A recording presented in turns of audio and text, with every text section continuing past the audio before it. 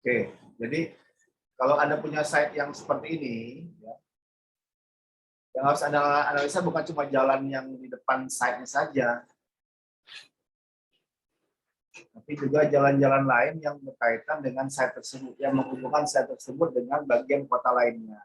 Jadi kalau saya ambil ininya, ya,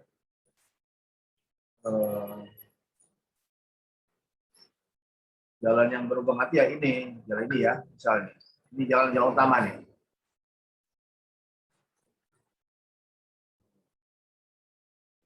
Kalau memang ada jalannya. Yang kata ini kemana jalannya? Nah, terus jalan ini ya, jalan ini. Terus jalan ini.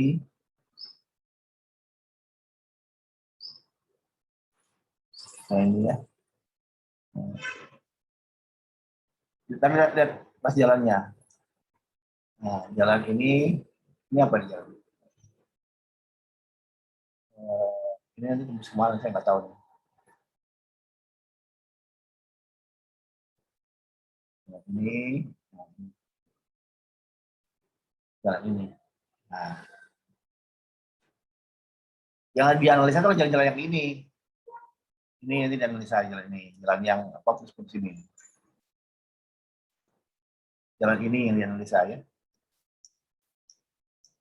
Jalan ini yang menghubungkan antara bangunan Anda dengan jalan ini.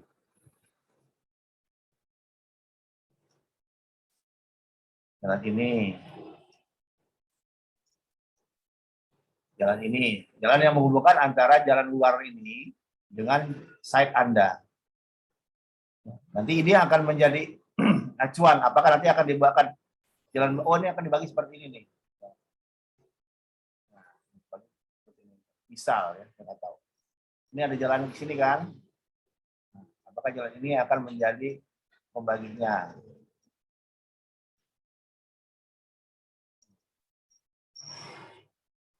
Jadi jalan yang ini itu analisanya adalah sebesar ini.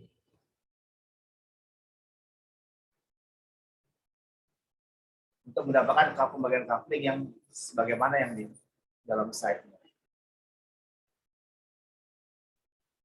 Jadi bukan cuma jalan ini saja, tapi jalan-jalan yang berkaitan dengan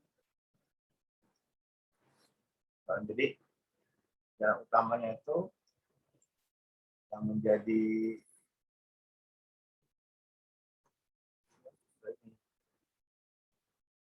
kawasan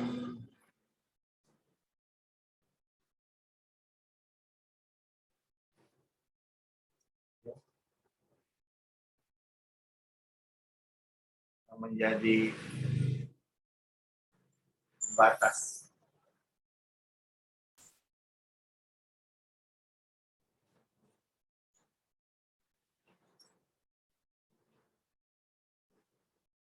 Ini yang menjadi kawasan analisa. Bukan cuma satu jalan ini, apa si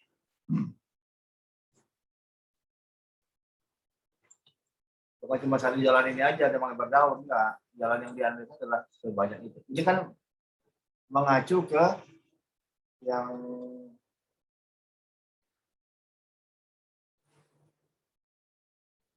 sebelumnya si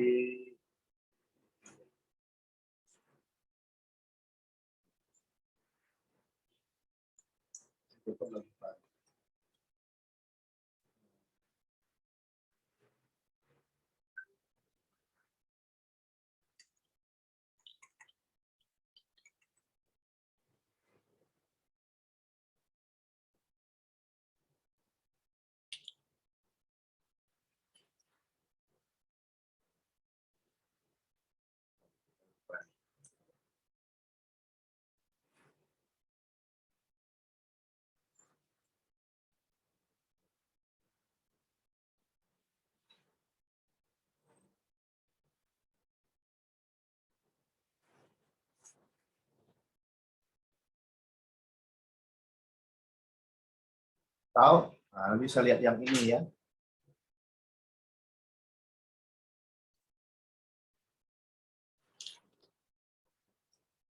Kita bisa lihat di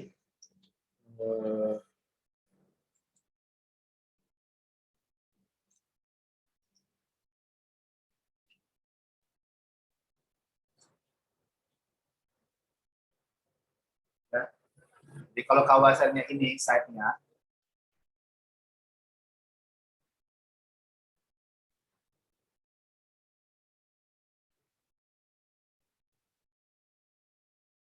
yang dianalisa itu ya sebesar ini. Jadi site ini ya, site-nya itu adalah ini.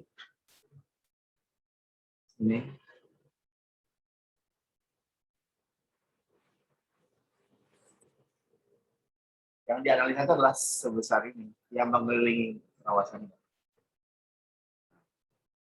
Jalur utama kawasan.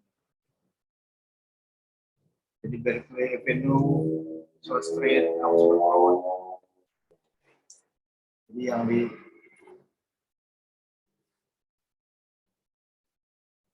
yang dilihat ya ini, jual ini. Ini ya.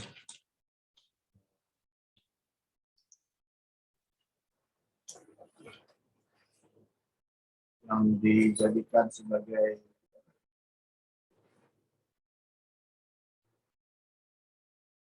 saya itu adalah ini.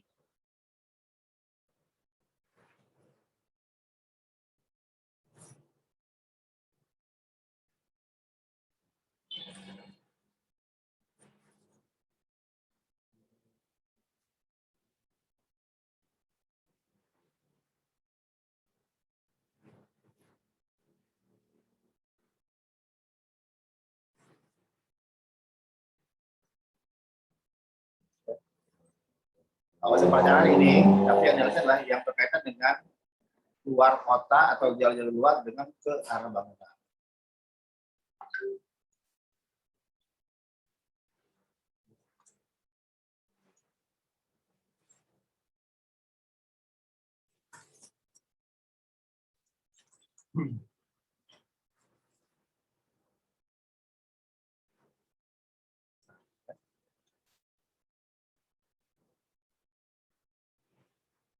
Jadi jalan ini yang menjadi apa? Menjadi analisa. Jalan yang menghubungkan antara site dengan jalur-jalur keluar, jalur-jalan utama dari jalan tersebut. Lokasinya, ini jalan yang menghubungkan antara lokasi dengan bagian kota lainnya. Jadi bukan jalan yang berada di site, bukan jalan yang berada di sekeliling site, bukan. Jalan yang berada di sekeliling, di luar lingkaran site, yang menghubungkan antara lokasi tersebut dengan jalur keluarnya. Maka dibuat analisa yang seperti ini, ya. Citylink, kaitannya dengan pusat kota, misalnya apa nih? O ya, mana O itu? O itu ya ini ya. O. Itu seperti ini ya. 1, 2, 3. 1, 2, 3. 1, 2, 3. Jalan O. Jalan A cuma 1. Langsung. Jadi ini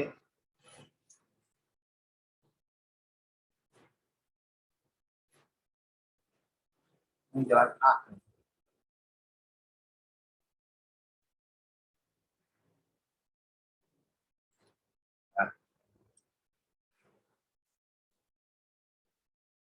Format.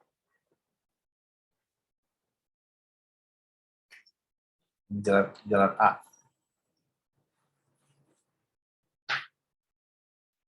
Dari luar ke A. Jalan O pakai jalan A, tapi terus dia ke sini. Makanya keluar yang ini. A. O. A itu 1, direct, O itu 3. 1, 2, 3. 1, 2, 3. Kalau local connection, yang O, ya, ini ada berapa cabang itu? 5. 1, 2, 3, 45. 1, 2, 3, 4, 5 ya. 1, 2, 3, 4, 5. Ini 1. Ini 1. Cabang ya.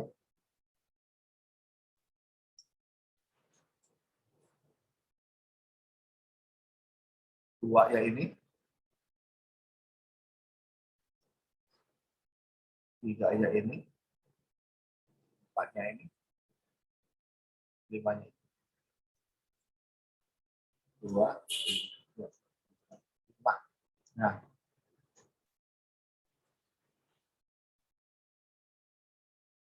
Jadi nanti analisa itu dikaitkan dengan ini lembar nomor 8.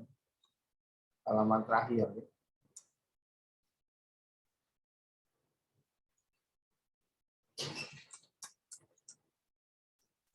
Berlaku untuk kemudian jalan-jalan tersebut pilih foto ininya, jalan masuknya seperti apa, jalan A ya, jalan A,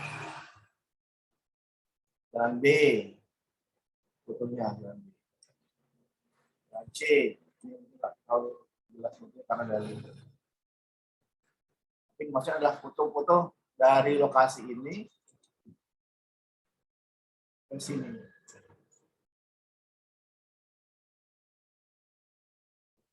Nah, ini ya.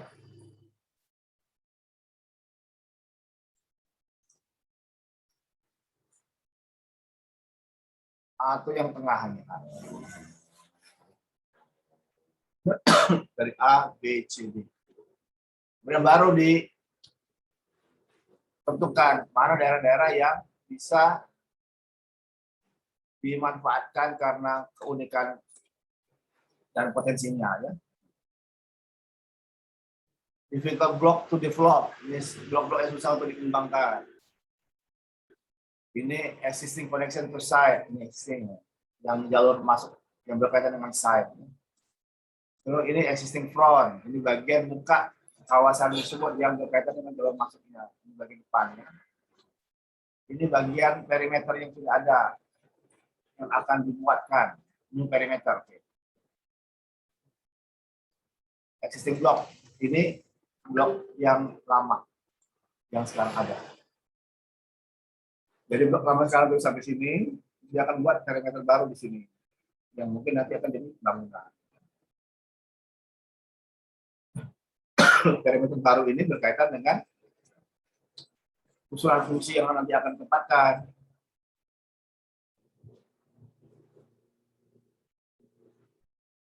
Usulan fungsinya, berarti apa? Mana daerah depan, mana daerah belakang. Ya. The result of this suggest demand for population. Jadi usulan ya, ada shoppingnya, ada office-nya, ada residensial, ada indoor leisure facilities, ada TV, studio, community center, ada canal basin, ada pubs, ada car parking. Ini ada usulan-usulan yang akan dimasukkan dalam fungsi-fungsi bangunan yang sudah ada sekarang. Terus ditentukan mana bagian apa?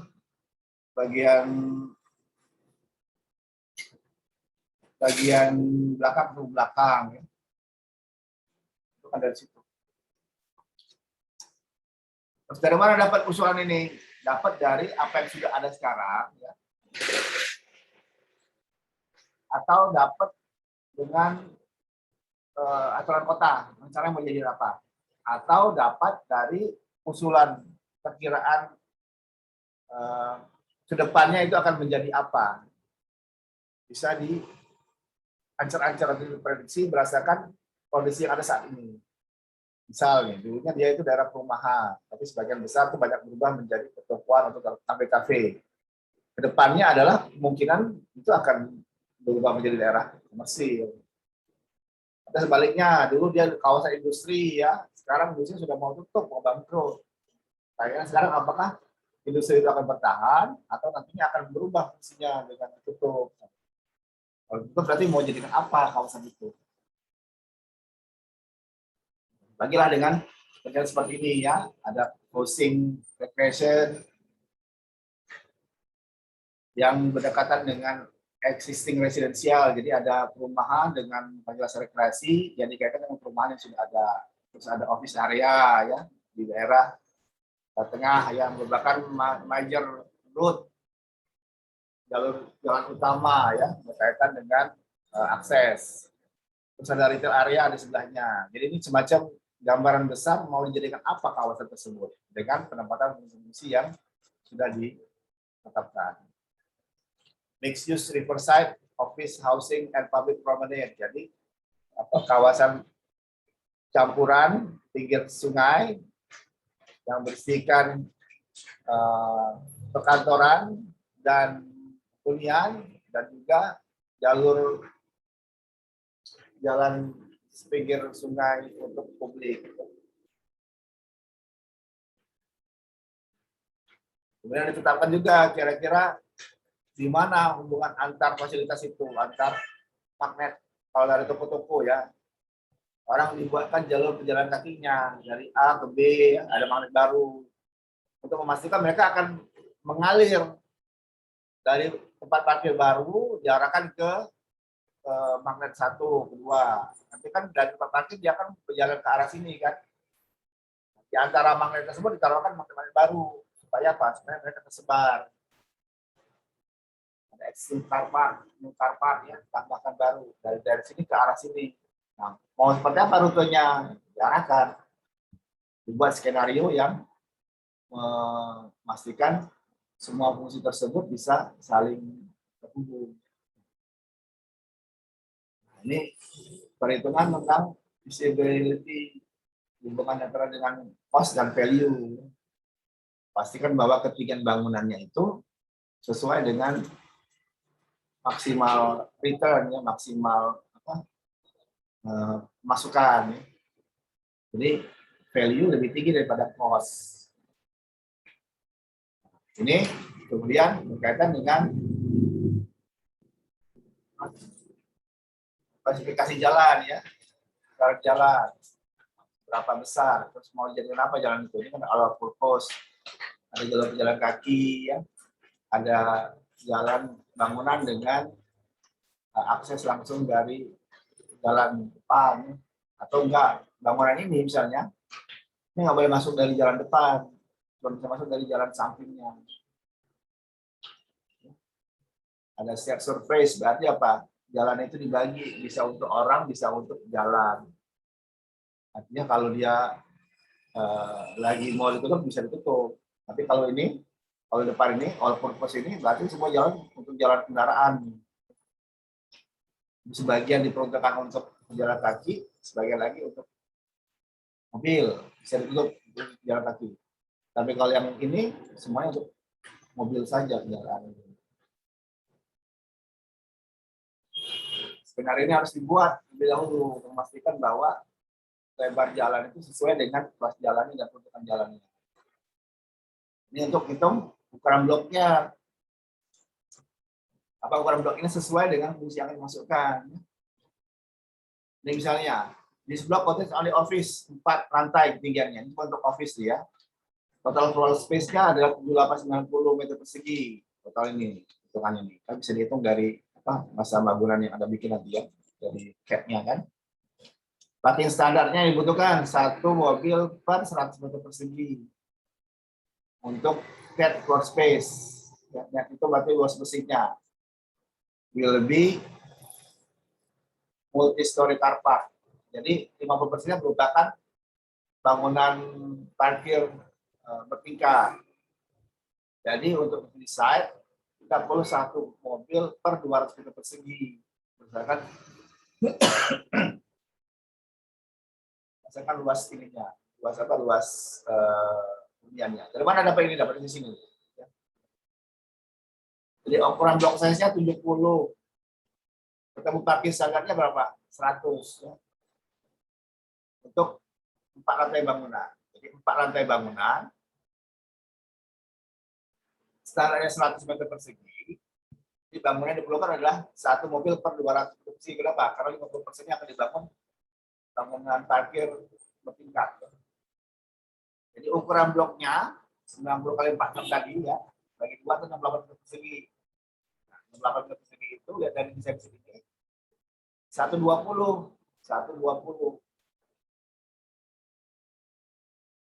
masuk berarti. This is more elegant, allow space for scraping, sitting, and fall.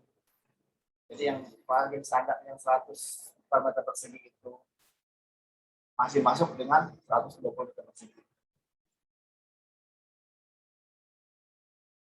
Nah, ini sudah mulai naruh di mana ini ada di kantor ya. Blok ini itu adalah ini.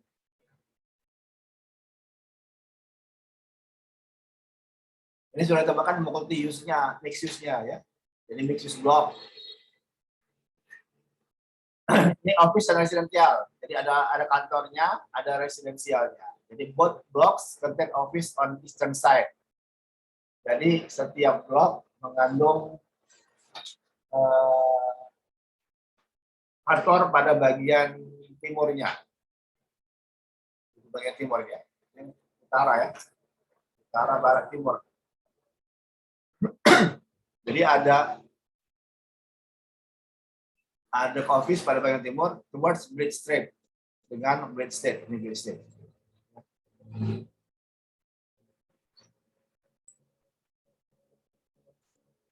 With residential, some existing building retain.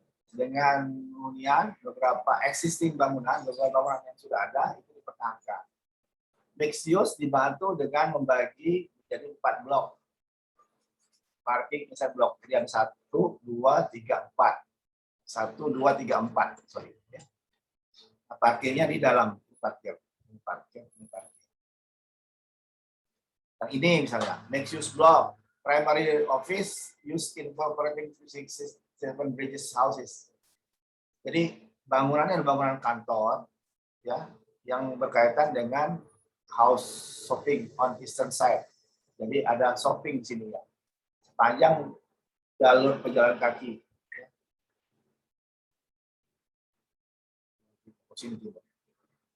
Ini shopping use, fungsinya fungsi pertokoan ya. Jadi street frontage retain, jadi bagian jalan yang ada bangunannya, bagian muka bangunan yang menghadap jalan itu dipertahankan. Tapi karena bloknya terlalu sempit, terlalu kecil untuk dikembangkan, maka bagian barat harus dikembangkan toko-toko untuk mengaitkan dia dengan department store. Ini harus toko-toko. Sampai sini ya. Jadi semua ini dibuat satu skenario besar yang sama, yang saling melengkapi ya, mana-mana bangunan itu. Jadi nggak sampai dia orang jalan terus semua kantor aja. Padahal bagusnya jalan ada kantor, ada tempat makan, ada tempat rekreasi, jalan lagi, ada apa toko-toko misalnya. Dibuat sehingga orang merasa harus berjalan tanpa dipaksa. Oke. Nah, nanti baru kita bicara soal legibility-nya. Ini yang tadi berkaitan dengan mental map tadi. Bagaimana suatu tempat itu mudah untuk dikenali. Ya. Bagian-bagian bangunan atau bagian-bagian elemen-elemen kota yang dianggap bisa menjadi penanda atau daya tarik, itu dibuat untuk dikenali, tandai. Terutama dia bangunan-bangunan publik, bangunan umum. Misalnya ada Saint Harris Church, ya, gereja. Jadi bagaimana pandangan orang ke arah situ bisa langsung. Ya. Terus ini ada apa nih? Ada malt house, ada tempat penggilingan minuman ya. Terus ini ada parkir. Ini ada beberapa bangunan yang ditandai karena dia mendukung legibility ya. Ada fountain, ada air mancur, ini ada bundaran ya. Ini kembali ke prinsipnya si Kevin Lynch ya. Ada tap, mode, edge, sama landmark. Jadi bangunan-bangunan dianggap sebagai penanda itu dibuatkan desain supaya dia mudah untuk dikenali, mudah dilihat, menjadi titik orientasi ya. Nah ini yang namanya mental map tadi ya. Jadi bagaimana orang membuat peta imajiner di dalam kepalanya mengenai bagaimana dia berorientasi dalam suatu tempat. Ya. Jadi yang tadi ini ada sungai, orang mengenal sungai, ada office, ya, ada mark house, sebenarnya. Terus ada jalan, ada bundaran. Ini dikenali orang karena dia sangat sangat berkesan ya, sangat terpikat. Nanti tugas ada yang perorangan tuh bikin kayak ini, mana-mana yang jalur jalannya yang berkaitan dengan tempat-tempat yang Anda kenali. Nah, nanti akan mengarah ke bagaimana tinggi bangunan atau antar bangunan, jarak antar bangunan dengan jalan. Ini existing ya, north south street, north south ya, utara selatan. Ini jalannya, ini bangunannya, ini jalan, ini bangunan, jalan. Ini perbandingannya kalau Anda lihat di prinsip rancangan ruang luar kan A banding D ya, height banding distance ya, dengan bangunan itu semakin tinggi jarak bangunannya, kalau semakin kecil ketinggian bangunan, itu akan menghilangkan kesan ruangnya. Kalau dia sama atau lebih tinggi, hanya lebih tinggi, dia akan lebih kerasa ruang itu. Surfacing-nya atau envelope-nya kerasa. Ya. Jadi dibuat bagaimana perbandingan antara distance, jarak bangunan dengan tinggi bangunan itu cukup sehingga kesan ruangnya dapat, kesan terlingkupinya dapat. Jadi seperti ini. Dan mulai masuk ke rancangan masa-masa bangunannya. Ya, section XX, XY. Ini ada sungai ya. Bagaimana dia supaya ruangnya nggak terlalu hilang, dia taruh pohon. Section XX, YY misalnya, supaya dia kesan ininya dapat, kesan kontinuitas ruangnya dapat. Dibuatkan potongan-potongannya biar tahu bagaimana nanti kira-kira efek ruang yang akan diinginkan. Besaran-besaran bangunan ini, ketinggian bangunan ini juga akan menentukan pada saat ada perhitungan untuk cost value tadi, seberapa besar sebenarnya yang boleh atau yang akan tetap menguntungkan kalau dia dibangun. Ini adalah jadi masa usulan ya, berdasarkan analisa yang tadi. Jadi Anda sudah tempatkan, ini ada teater ya, ada apa? Ada bioskop, ini ada melting square ya. Ini ada sport center. Jadi fungsi-fungsi tadi sudah masuk berikut ancur-ancur bentuk bangunannya. Tapi bentuk bangunan finalnya itu nanti diserahkan oleh Anda masing-masing kelompok perorangan itu. Kalau Anda sudah pilih, misalnya Pak, saya merancang yang blok A ini di sini, udah. Bagaimana nanti desainnya serahkan ke perorangan. Tapi masa bangunannya sudah ditentukan di kelompok bahwa bangunan ini tingginya 4 lantai. Terus bagian towernya ada di pojok-pojok bangunan. Tower boleh 8 lantai. Bangunan ini fungsinya hanya tempat parkir.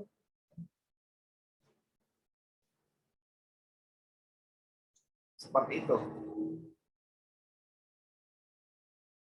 Oke?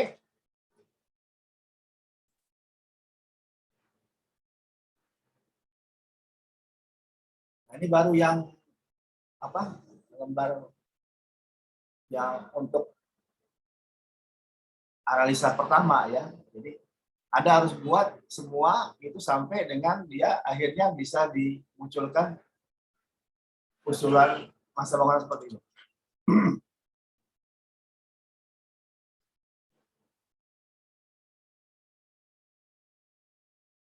Oke. Sampai sini ada pertanyaan? Silakan kalau ada pertanyaan.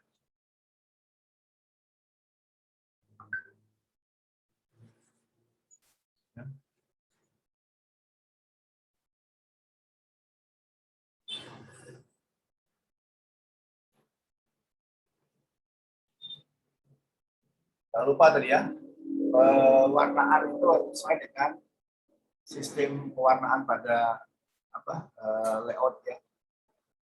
Jadi selalu ingat, kuning itu residensial, merah itu komersial. Selalu seperti itu.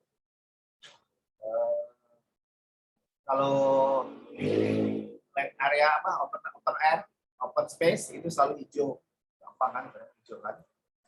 Pertanian juga hijau. Infrastruktur, utilities itu abu-abu, industri itu ungu ya. Jangan sembarangan kasih warnanya. Nanti pada waktu Anda merancang dalam bentuk apa tinggian potongan atau lapis juga sama tuh. Kalau kuning artinya residensial, kalau merah artinya pertokoan atau komersil, kalau ungu dia artinya industri.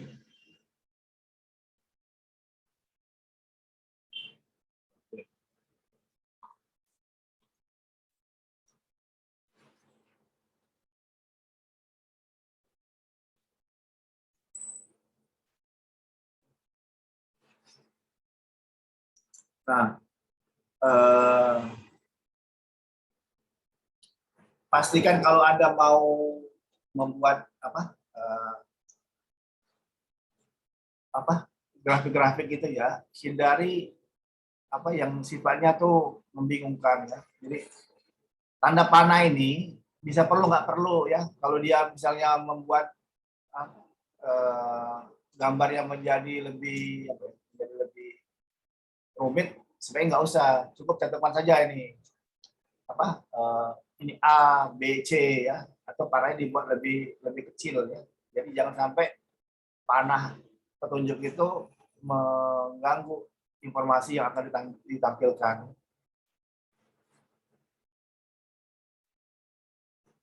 Mungkin background bangunan tinggi belakangnya mungkin nggak perlu, dibuang aja nih. Atau ininya utara saja dikecilin aja nih, utara selatan. Gambar ini harus cukup jelas ya, sehingga kalau orang lihat tuh nggak perlu sampai harus di zoom dekat, nggak perlu ya. Jadi harus cukup besar. Nah, kalau di depannya kan cukup nih. Ada maksudnya terlalu kecil. Anda harus memikirkan bahwa ada kemungkinan orang yang melihat itu bukan orang Palembang. Dia nggak kenal wilayah situ. Orang Palembang pun nggak semuanya tahu daerahnya di mana. Jadi harus informasi yang dicantumkan itu cukup jelas. Ya.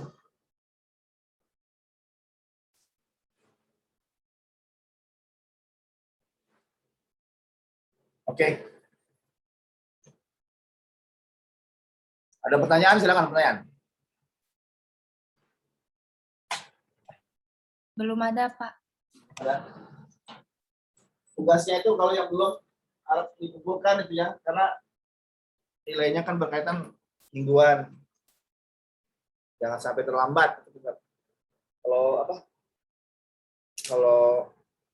terlambat nanti ada penalti dan sayang nilainya bagus tapi 80, karena penalti jadi seperti cuma 60 karena terlambat.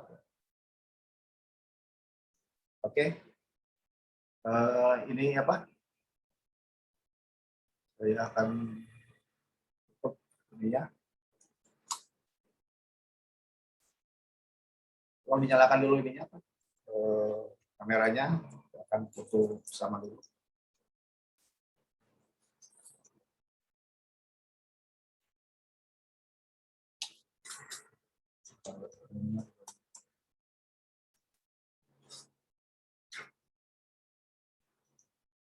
Oke. Siapa tuh? 5 serta